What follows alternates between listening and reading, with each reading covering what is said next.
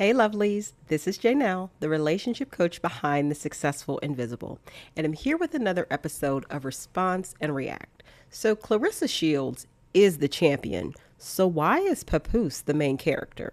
Listen, I need y'all to stop acting like Clarissa Shields is just some girl with a man because she is literally a two-time Olympic gold medalist, world champion, certified legend. Like the woman is a walking trophy case. And yet every time I open my phone and I'm opening TikTok, the internet is not talking about her legacy. They're talking about Papoose. And that's when I knew we had a problem because no shade, but why is the heavyweight champion moving like he's the prize?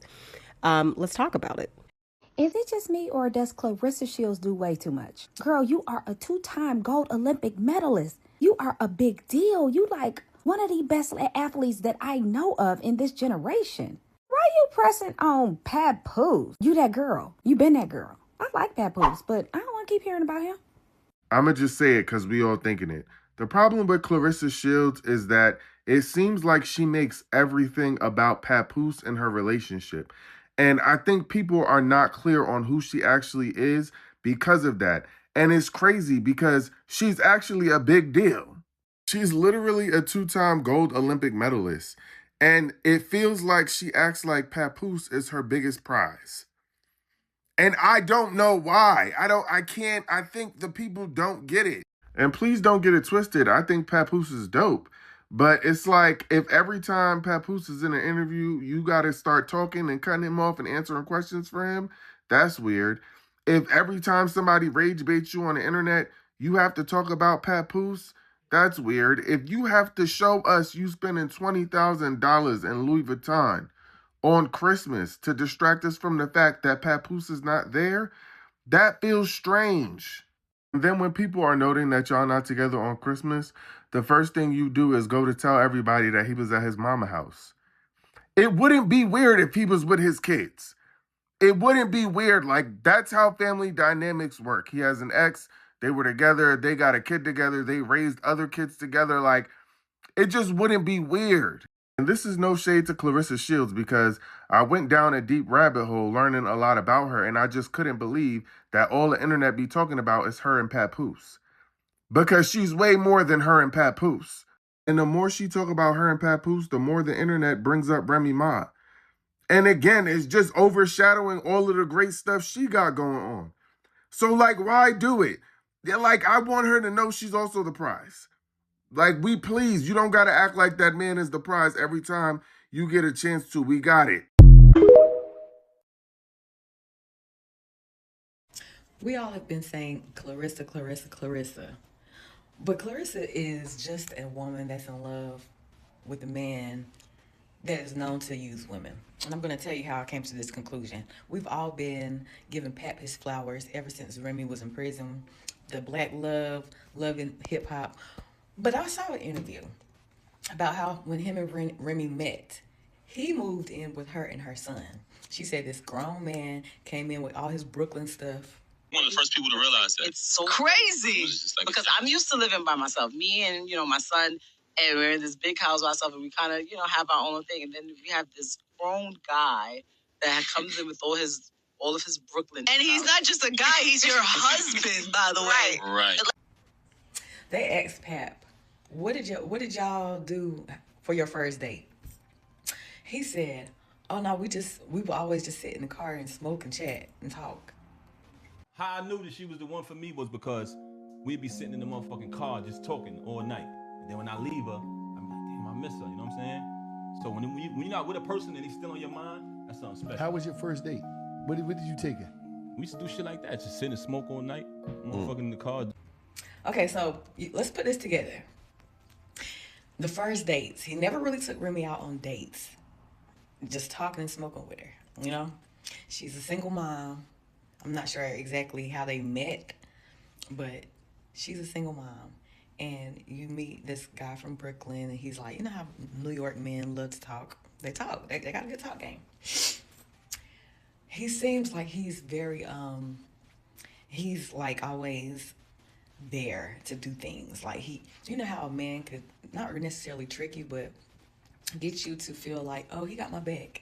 Oh, he's he's doing everything that I ever wanted a man to do. Not necessarily financially or taking care of things financially, but if you need something picked up from the grocery store, or if you need your feet rubbed, or if you need somebody to clean your house while you're at work, those type of men, you know, the ones that make your life easier. So you're not really noticing that they're not really making your life easier, because acts of service, they're providing acts of service. They're taking out the trash, they're putting gas in the car, but with your debit card, stuff like that, you know what I'm saying?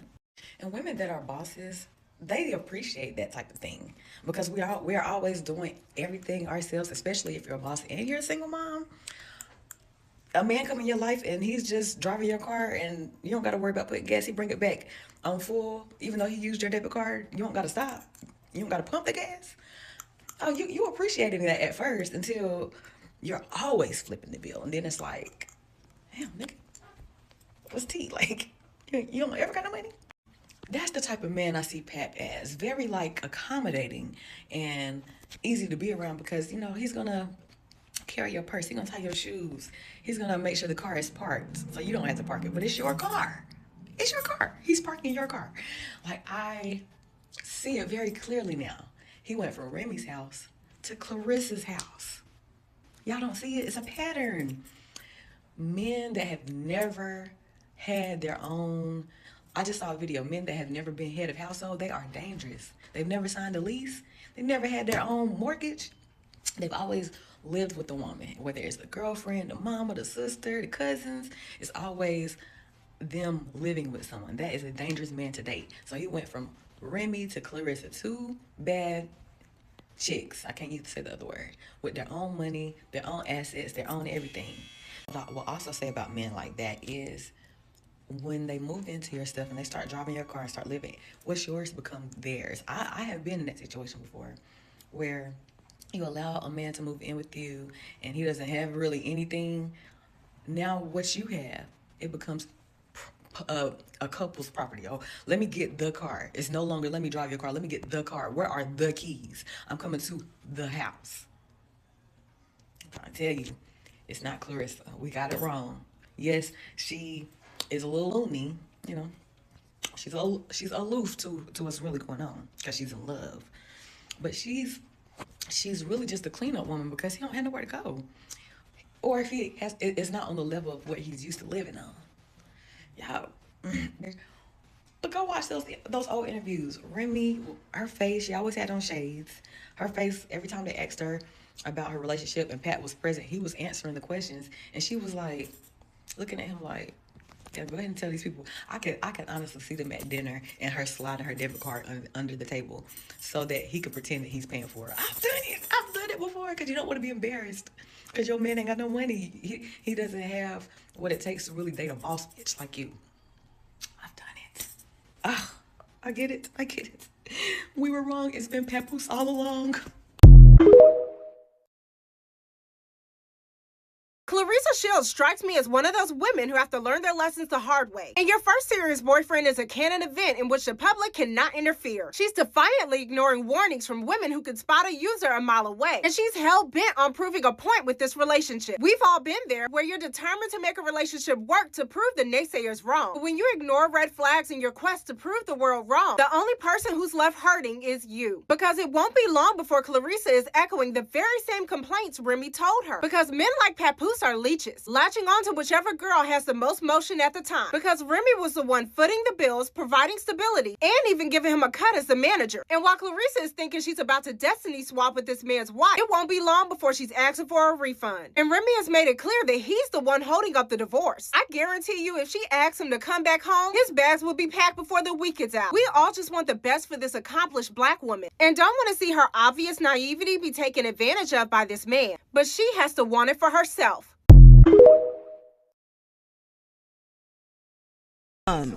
Being with a dude who got somebody, you never seen that. I'm my type of woman. If a man with me, he with me. I don't do second place. I never have. I got 2 Olympic gold medals, 19 world championships. Why would I have to be second place to another woman for? Like, what do I look like? You know what I'm saying? So hey, look, that's man. my thing of like. Bars on Wheels, a journey to save hip hop, out now, produced by my brother Sean 2 Mounds, by the way. He did the whole project. That man does not like her. If Remy Ma said right now, Pap, come home, that man will be on the first thing flying to go back home. In all honesty, if Clarissa Shields was my daughter, or if she was my sister, or even just a friend, I'm not gonna lie, like, I don't, you don't know individuals, whatever, but how things are going, I would tell her to personally, like, hey, walk away from Pat.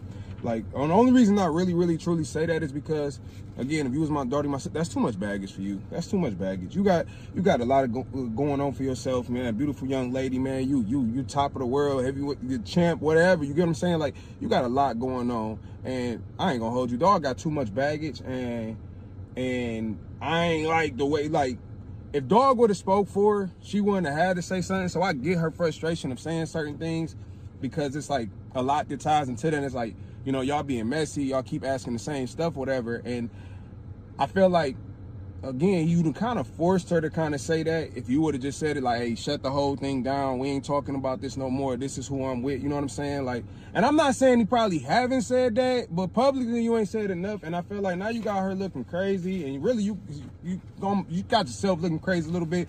But this is what I mean when I say, women, you got to have better discernment when you are dating. You are going to talk with a man, to vet properly, like, okay, weigh what, the situation, weigh what's going on. Like, is this something that you want to deal with? You feel me? If a man got, I don't know how many kids, who got whatever, but if somebody got, five children, you got none, do you want to get with a dude who got 5 kids? You might not want to put yourself in that position. If you going in with a man and he married, he going through a divorce, do you really want that, tied to you, or have to go through some of the things that you're going through right now? I don't think that's wise, man. So if I'm her, or if I'm just around her and I'm in a circle, I'm saying walk away from this, because you deserve better, you deserve more. And I don't know, she might love it. She might love it, she might like that, because sometimes you could try to give people game and advice on certain things, but they don't want it. And that's why people got to stay out of people's business.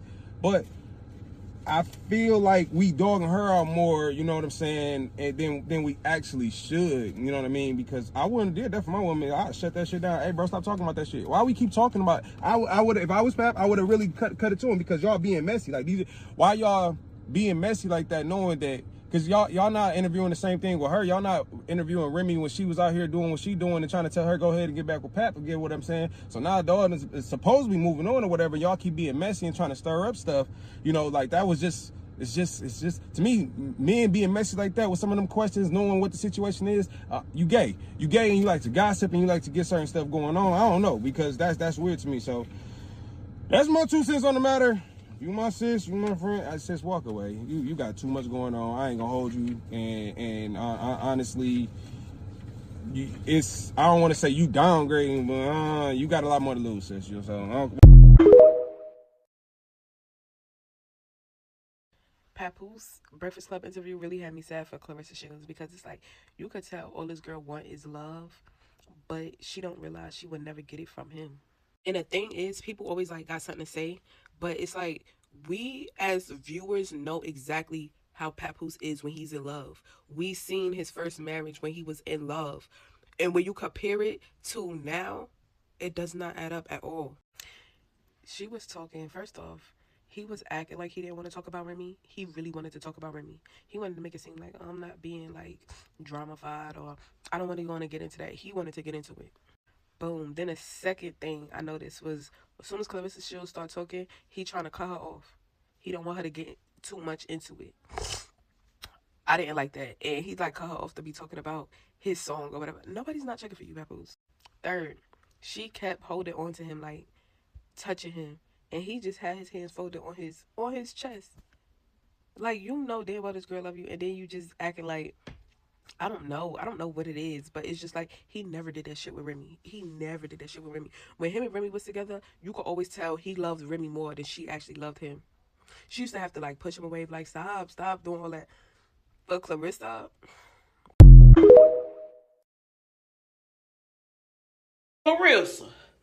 I don't know who gonna tell you. Don't worry about it. Auntie gonna tell you, so you will know. Come on, sip a little tea with Auntie. Let's talk about it. Clarissa, Papoose and Remy got years. Man, this man hold her down when she went to jail. Years. You understand me? You started trying to, you back to frowning and everything else every time they mention her name. But trust the plus. Papoose ain't no dumb man. He with you for a reason right now in this season. You heard me? At the drop of a dime, I bet you my last dollar about my wallet. If Remy called Papoose, he'll leave you in the wind. You around here being foolish because you're young, you know? You're young, you don't know no better, baby. Come on now, he love the sport of boxing, so it's convenient for him to be in management for you. His music, put this music out there, you know, you being a part of the music and everything else, baby. It's money. The money flowing like that there. Baby, but in the event, at the drop of the dime, they talking about divorce. Divorce, hell. Well, if Remy say, come on home, Papoose, baby, you yesterday's news. I'm sorry. You better continue to just stick in the moving, baby, and leave the relationship stuff alone. If the Breakfast Club ain't teach you nothing else, it should have taught you, baby. Papoose, man, he like you, but he ain't in love with you. He gonna forever love Remy. He like you. That's it, baby. And you trying to fast forward it and make it something more than what it is. Talking about y'all been together 2 years come September. Girl, September just passed. So y'all just made a year. Y'all been together for a year and a few little months, baby. That's nothing with years. You know, he didn't hold that woman down in jail for years. But look, somebody had to tell you. I'll be the one. Clarissa.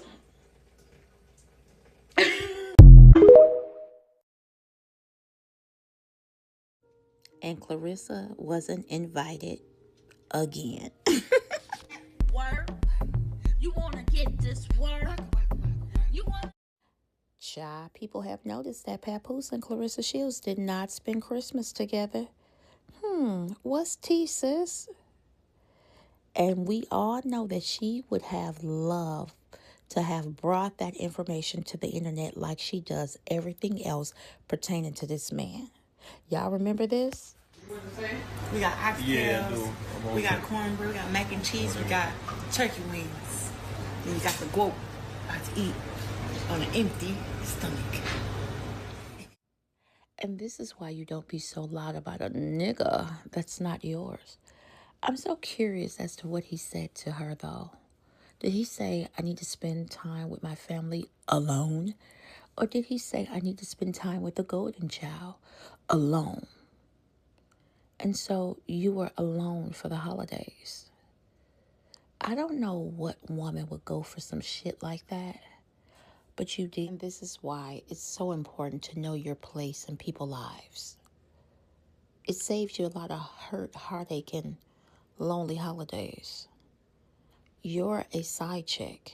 His wife is always going to be over you. When she calls, he's going to come running. You should know that.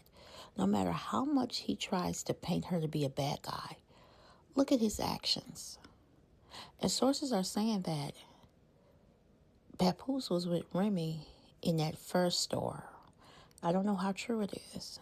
Sources are also saying that Remy called off the divorce. I don't know how true it is. But this is the game that you play when you choose to be a side piece.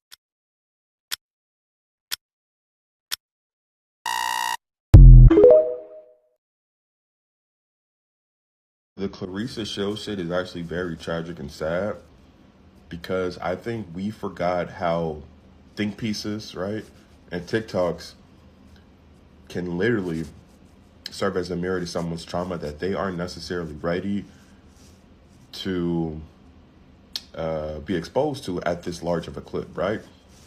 As you guys know, Clarissa Shields talked about how she was abused in her formative years. And I just realized I'm doing the same thing that I'm going to denounce. Nonetheless, I think it is imperative that I do so, right? So again, she said that she was sexually abused in her youth in a public interview, right? Again, when you put something in the public, you also allow others to create narratives about it. Now we have TikTok, and TikTok is essentially the place to do that at such a large clip. Anyone could pick up their phone, record, and in 30 to 45 seconds, they could give their opinion on it, right? And again, this may not be how Clarissa Shields feels, but I think it would be. This is me. I could be wrong, right? I'm not the fighter she is. I don't live with the trauma that she's endured. I do not fight or compete at the level she does daily, nor do I navigate life as a black woman, which again adds a layer of complexity that I will never be able to experience as a black man that does gain benefit from how this world is constructed, that essentially runs in favor of men, right? So again, she may be able to stomach this lived experience that I'm going to speak towards, but again, me, I don't think I would be strong enough to do so, right? So she spoke about how she was abused.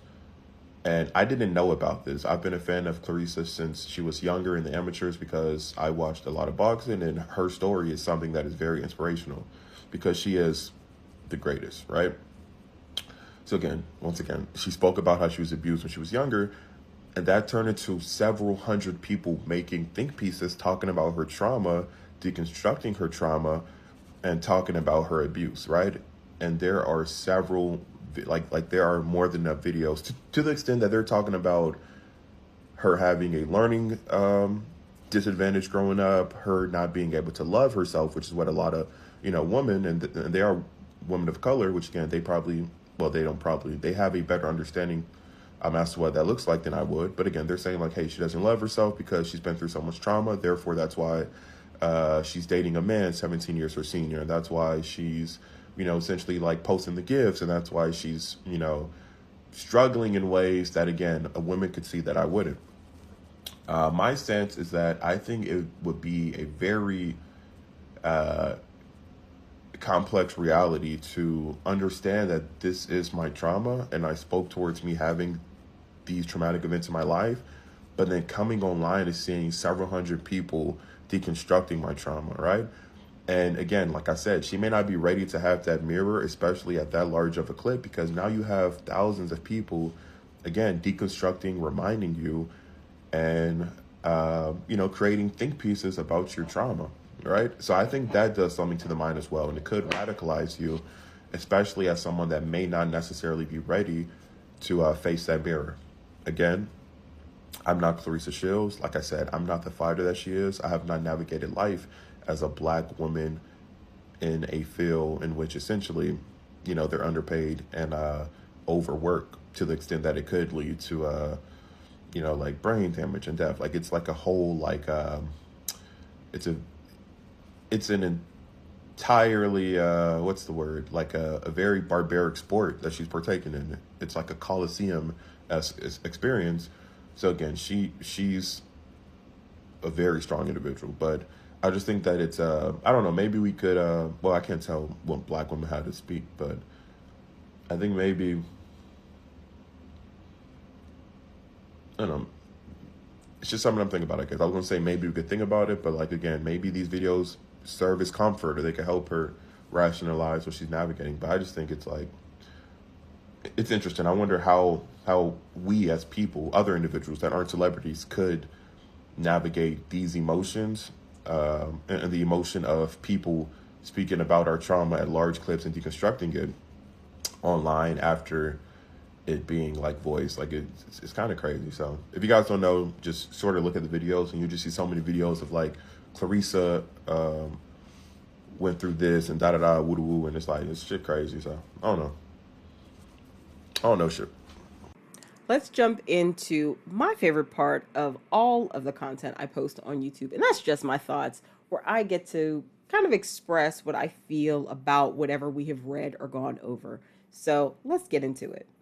All right, let's jump into it. You know the way I like to break down these videos. I like to take 5 main points from the different TikToks that I've put together and really bring out some main coaching grade like points for you all to take into your own dating life. I wanted to just vent on this one, but I wanted to make it educational. Decided to make it educational instead. So we understand that Clarissa Shields has been dating Papoose for a little bit of time now, at least a couple months. And every time we see her name pop up, it is in some way, shape, or form not about her accomplishments and how skilled she is as a fighter, because sis is winning. Most people know her as doing a little too much on social media in support of her man, Papoose, Remy Ma's estranged husband, ex-husband. I'm not sure of his actual marital status, but he was and may still be married to rapper Remy Ma, and all the stuff that they went through. They were on a reality show together, etc. So to make this actually much more tactful in terms of takeaways for you, I decided to do this format instead. So let's jump into it. Point number 1. When her achievements shrink and he becomes the headline. And we've seen this far, far too often with Clarissa Shields and Papoose. A healthy partner amplifies your identity, not competes with it or overshadows it. Because what is Papoose doing? Like actively in his career, in his chosen profession as a musician, as a rapper? We haven't heard too much about it. We always see him linked to her and then her doing a little too much to emphasize the point that I guess she thinks he's the prize. If the public narrative keeps centering him instead of her, despite her resume, something is way off. You know, watch for women who feel the need to over-explain, over-post, and over-defend their relationship. Watch for that characteristic in yourself as well. When a man is comfortable letting your greatness blur into his storyline, he benefits, and a woman will always pay the cost. In this case, we're seeing it play out in real time. So, a little coaching tip here. If your accomplishments stop being the focus and your relationship becomes the brand, pause. A supportive partner makes room for your shine without hijacking it. And that is why it's so important to be equally yoked with the partner, meaning he's about his stuff going on in his life, you're about your stuff going on in your life, and you all have accolades to your own credit that you are able to pour into as well as equally pour into the relationship. Point number 2. Acts of support without leadership or provision. So emotional presence does not equal partnership. We're going to talk about contribution versus convenience. Men who show up through proximity, meaning they're being around, they're riding along, they're managing vibes, they're showing up for the red carpet shoots, but they're not building, providing, or actually leading, often rely on a woman's momentum. And we're seeing this in real time with Clarissa Shields and Papoose. Acts of service using her resources are not generosity, they're access. If he's always there, but rarely advancing his own stability, that's a red flag. Or worse yet, if he's always there, but advancing himself based upon what she got going on, also a red flag. Little coaching lesson here. Ask, if I stopped moving, would he still be standing on his own? If the answer is no, he's not a partner. He's positioned and he's a parasite. Point number 3, public silence when protection is required. Through a coaching lens, this is more about masculine advocacy. So a man who benefits from proximity to a powerful woman should publicly protect her dignity. When speculation, comparison, or disrespect swirls and he stays quiet, she ends up doing damage control. Women who speak for the relationship usually do so because he won't. Silence isn't neutrality, it's permission. Remember, a man who won't set boundaries publicly will let you absorb public stress privately. Protection is not optional. And I'll give you an example of where we have seen this and not seen this. So we saw on the Breakfast Club interview the way that the subject about Remy Ma wasn't handled tactfully by Papoose, and Clarissa Shields felt that she had to step up and defend it, right? And what her and Papoose got going on. And that to me speaks volumes. And he's too grown for that to be his response. So we see a man who did not defend and publicly protect his woman that he's saying he's with dignity. Now I'm going to talk about a situation where we do see this. Not too long ago, I believe that Klay Thompson was in a post-game interview and somebody tried to come at him and ask him about Megan Thee Stallion. He shut that down immediately. He was protecting Megan's dignity, and the fact that what he was doing as an NBA player in the post-game interviews was not related to her. You see what I'm saying? He automatically protected her because he shut the shit down. And that is what a man who is for you and with you is going to do. Another place we've seen that. We don't see people talking too much on Beyonce crazy because you know what? Jay-Z would shut that down. I'm not saying they're perfect by any means, but I am saying the way publicly we see him cover her as a husband, I'm not saying he's a perfect husband, is what is supposed to be happening. T.I. and Tiny, once again, not a perfect couple, but I don't think T.I. would be okay with anybody being out in these streets talking bad on Tiny. So there are a lot of things, even if these husbands or partners are problematic in some way, in other ways, they are not going to they're going to shut it down publicly if anyone tries to come after their woman and to protect her dignity. And that is what a man who is about you and for you will always do. Okay. Point number 4, pattern recognition from one woman's house to another's. There's a dependency cycle going on here that I don't think people are really seeing. Like, they're seeing it, but I don't think they want to really name it. They haven't named it yet. Men who have been head of household often move from, well, let me rephrase that. Men who have never been head of household often move from woman to woman, upgrading lifestyles without upgrading responsibility. We have seen this with Clarissa Shields and Papoose, and we've even heard Remy Ma say in interviews that Papoose was indeed, he liked to be with a woman who had her stuff going on and with money, and that she, took care of a lot of things. Look for patterns of residence, finances, and access, not just charm. If every chapter of his life is stabilized by a woman, that's not coincidence, it's strategy. Comfort can masquerade as love.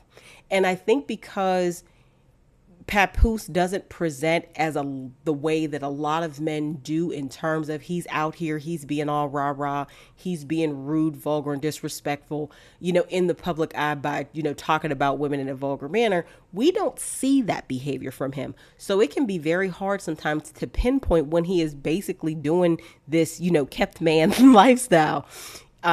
But that is what in appearance, what in fact he's doing. A man who has never carried himself will eventually expect you to carry him, even if you're winning gold medals. And that is why being equally yoked with a partner financially and economically is very, very important. All right. Point number 5, when a woman proves love instead of being chosen, self-worth, this is a self-worth and attachment issue. Overposting, over-explaining, and public validation are often signs of insecure attachment, not confidence. And we saw the way Clarissa Shields has done this with many of her social media posts. And it's like, it's a little cringeworthy. And my heart goes out to Lil Sis, because she is so talented and has so many things that she could be doing. Choosing to be partnered with a man who she is a fangirl of this man, is just really not good for her own self-confidence. The more a woman insists, I'm the one, the louder the doubt underneath. And that's what we see every time she posts. Men who enjoy being centered don't rush to correct narratives. And we see Papoose has not done that. They benefit from them. Love doesn't require constant clarification.